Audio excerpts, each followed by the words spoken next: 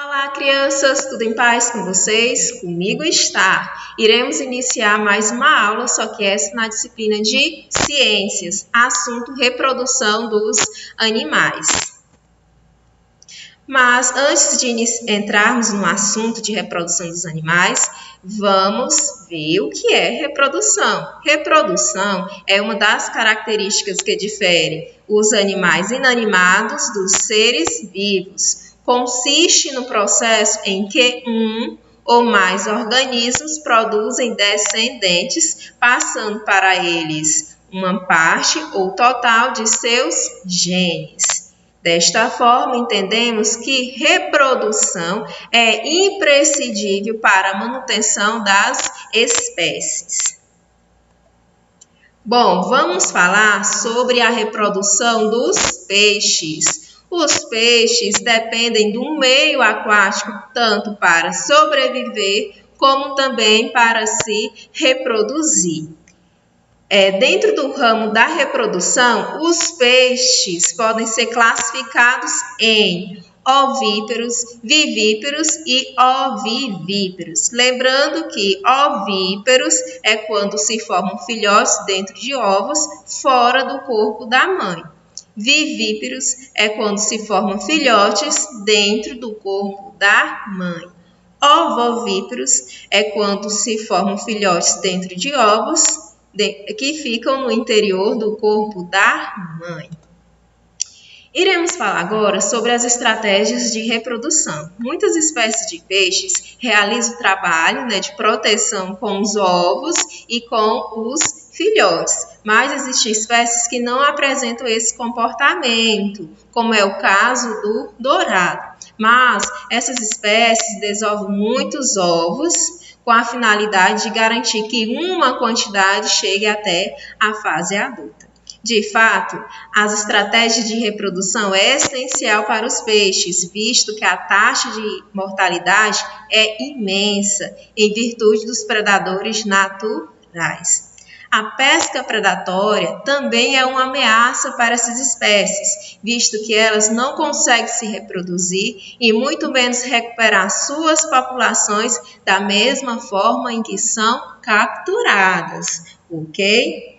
Mas o que é a pesca predatória? A pesca predatória é uma atividade pesqueira executada de forma desenfreada, ou seja, excessiva, sem que o meio aquático consiga repor.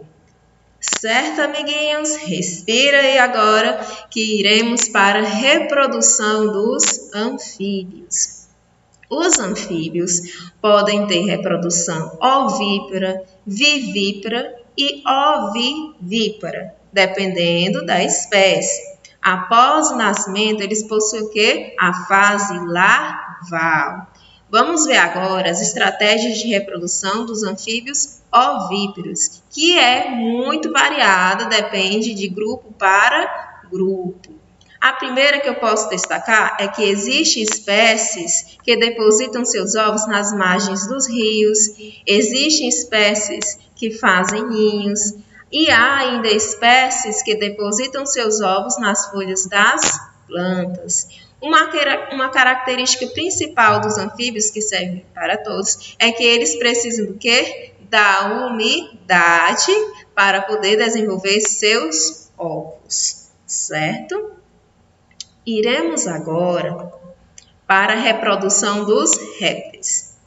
A maioria dos répteis se reproduz de forma ovípara, mas existem algumas que se reproduzem de forma vivípara e ovivípara. Uma característica que diferencia os répteis dos anfíbios e também dos peixes é que os répteis não dependem de água. Por quê? Pois os ovos dos répteis possuem uma casca protetora, que além de promover a proteção, ela impede o ressecamento e possui um reservatório de água. Estratégias de reprodução dos répteis. Bom, alguns répteis, algumas espécies apresentam também um comportamento de proteção e de cuidado, como é visto no caso dos jacarés. Mas existem outras espécies que não têm esse cuidado e proteção, como é o caso das tartarugas, que fazem ninhos nas praias, depositam seus ovos e vão embora. E só retornam ao local para depositar novos ovos, ou seja, não tem esse cuidado e proteção com os ovos e com os filhotes. Iremos agora para a reprodução das aves. As aves são ovíparas, mas seus ovos precisam ser o quê? Chocados, ou seja, os ovos das aves precisam ser aquecidos pelos seus pais. Um detalhe que eu quero enfatizar a vocês é que nem sempre é a fêmea que choca seus ovos. Os machos também participam desse trabalho, ou seja, tem algumas espécies que os machos é quem pratica esse trabalho de cuidado, esse trabalho de chocar os ovos, como acontece com os pinguins imperadores, ok? Vamos agora para a reprodução dos mamíferos. A maioria dos mamíferos é vivípara. Em muitos dos mamíferos vivíparos, o desenvolvimento acontece dentro da placenta. Lembrando que a placenta, ela fornece o quê? Alimento e oxigênio para os filhotes até o nascimento. Retornando aqui para a maioria dos mamíferos vivíparos, temos também a exceção do grupo dos ovíparos, como o caso do ornitorrinco. Lembrando que os animais que possuem o seu desenvolvimento dentro da placenta, como os gatos, os cachorros e até nós, seres humanos, são chamados de seres placentários. Vamos falar também sobre o tempo de gestação. O tempo de gestação dos mamíferos é muito variado, depende da espécie. Por exemplo, o rato leva cerca de 20 dias, já os elefantes levam até 22 meses, então é muito variado. Uma característica dos mamíferos que eu tenho aqui, que difere dos outros grupos, é a característica da amamentação, que é vista somente nos mamíferos, não é vista nos outros grupos. Ok, crianças? Agora, vocês acharam que tinham finalizado a aula, né? Mas ainda não, calma aí, que ainda tem mais. Iremos falar agora sobre os animais ameaçados. Tia Hortência, o que é animais ameaçados? É a mesma coisa de animais em extinção, que são os animais que correm o sério risco de desaparecerem da face da terra, ou seja, correm risco de desaparecer, ok? E eu digo a vocês que o ser humano tem sim uma parcela de culpa diante dessa situação de extinção dos animais. E as pesquisas apontam que muitos animais foram extintos nos últimos anos e que a lista de animais a entrar extintos e a entrar em extinção só cresce, ou seja, cada vez mais. Então, desde já, eu convido você, meu amigo que está assistindo este vídeo aí de casa, a pegar o seu livro de ciências e abrir na página 78, certo? Pause o vídeo se não tiver com o livro aí do lado. Vamos lá. Na página 78, eu tenho um textinho que vai falar sobre essa ameaça aos animais, certo? Eu quero que vocês me acompanhem na leitura desse texto. Iremos fazer a leitura do texto. Após a leitura do texto, iremos compreender o texto, certo? Vamos retirar as partes principais contidas nesse texto, ok? Vamos iniciar agora a leitura. O aquecimento global, a Amazônia e os lagartos. Aquecimento global. Você pode não saber exatamente o que significa, mas já ouviu essa expressão, não é mesmo? Pois então, a temperatura da Terra está aumentando nos últimos anos, especialmente em razão das atividades humanas que resultam em poluição. Muitos animais sofrem com essas mudanças climáticas, incluindo os lagartos. Por que a preocupação com os lagartos? Os lagartos fazem parte do grupo dos répteis, animais que dependem da temperatura do ambiente em que vivem para regular a temperatura do seu próprio corpo.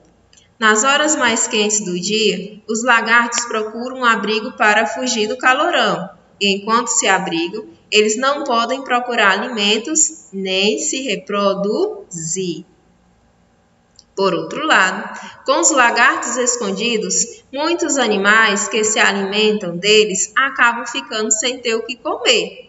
Em resumo, escondido, o lagarto não se alimenta, não deixa filhotes, nem serve de alimento a outras espécies. É um problema grave e em consequência do aumento da temperatura ambiental.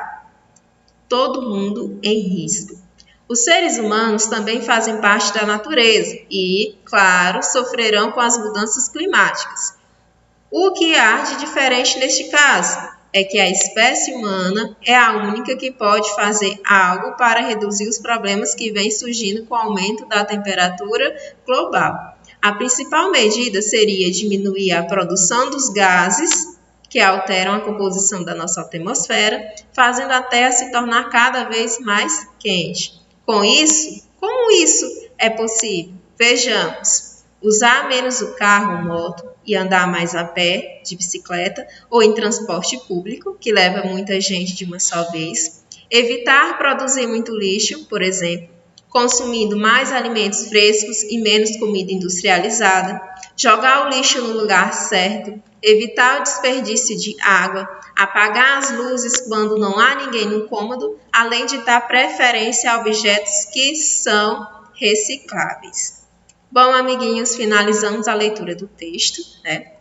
Agora eu convido a vocês a voltarem ao início do texto para destacarmos as partes principais do texto, ok? Então, de início, o texto fala o quê? Fala do aquecimento global. A temperatura da Terra está cada vez mais elevada. Em razão de quê, crianças? Em razão das atividades humanas que resultam em poluição. E muitos animais estão sofrendo, mas o texto ele destacou, né, um animal que está sofrendo, que são os lagartos, ok? Mas por que essa preocupação com esses animais? Os lagartos fazem parte do grupo dos répteis, animais que dependem da temperatura do ambiente em que vivem para regular a temperatura do próprio corpo. Nas horas mais quentes do dia, os lagartos procuram um abrigo para fugir do calor e enquanto se abrigam, eles não podem procurar alimentos nem se reproduzir. Ou seja, eles não podem comer e nem se reproduzir. Vamos ver a outra? E também os animais que se alimentam deles terminam ficando sem comida, que o lagarto está lá isolado no lugarzinho dele.